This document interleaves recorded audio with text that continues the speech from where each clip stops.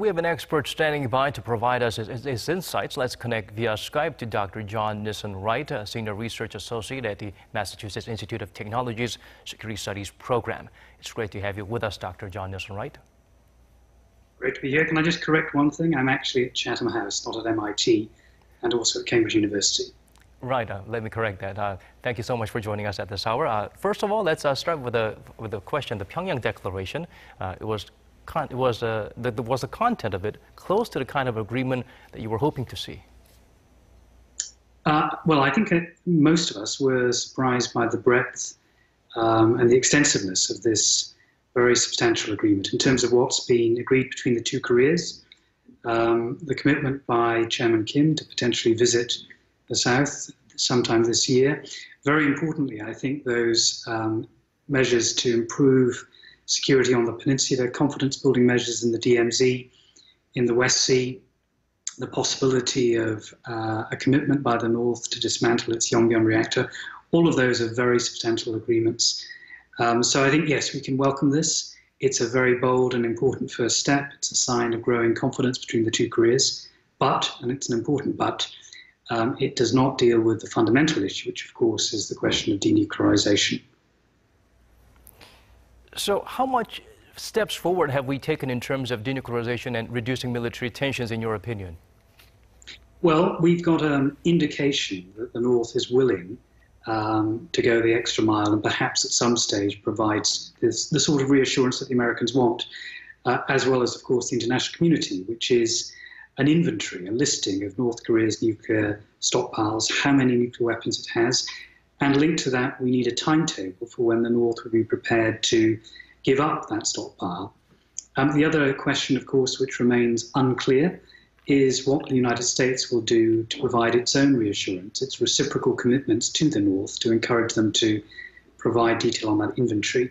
Donald Trump has been saying recently that he welcomes the agreement, he's optimistic, but what we don't know is whether that optimism will translate into real actions by the Americans that will satisfy the North Koreans. The fact that Washington has reached out and said they want to talk to the North with its Foreign Minister Ri Yong-ho is, I think, a very good first step.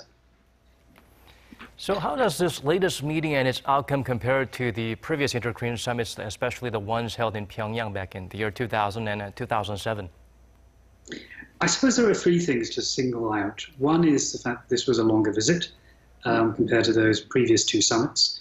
Two is, I think, the very real rapport between the two Korean leaders.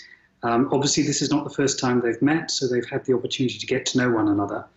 And in all of this, I think not only the boldness of President Moon, who I think has walked a very fine line to manage expectations, to keep the North Koreans on side, and to keep the Americans engaged, but equally importantly, the willingness of Chairman Kim to take risks. We heard in your report, of course, the opposition of people close to him to a visit to South Korea. That's, I think, an indication of his confidence.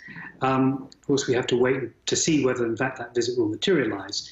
But I think the North Korean leader is showing a willingness to present himself in an uncharacteristic light, fairly modest, fairly downbeat in terms of the way in which he presents himself and his authority, quite deferential to his South Korean counterpart, and giving President Moon, of course, unique opportunities, that symbolic visit to Mount Paektu, the opportunity to talk to ordinary North Koreans, but also to give that 7-minute address that was much commented on in the international media recently. So how effective was the summit in terms of mediating and accelerating dialogue between Pyeongyang and Washington, and what kind of change and progress can we expect in the second Kim-Trump summit? Well, I think it all remains to be seen, doesn't it, really? The quick response from Secretary of State Pompeo suggesting that he wants to meet and start those important deliberations is a good sign. But it's difficult to know what will come out of those discussions. I think Washington's view at the moment is that they want to test the resolve of the North Koreans. How serious is Kim Jong-un about giving up his nuclear capabilities? We also don't know what the Americans are prepared to offer. Will they agree to a peace declaration? Will they agree effectively to end the armistice and replace it with a formal peace treaty? The reason why that's complicated is twofold. One is the question of timing, whether the Americans will do that first or whether they expect the North Koreans to act first. And secondly, is the question of what impact any form of peace declaration will have on the US-South Korean security relationship.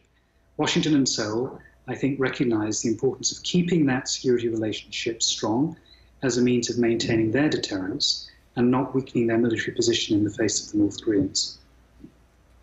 All right, thank you so much for sharing us with your insights. We appreciate it. My pleasure.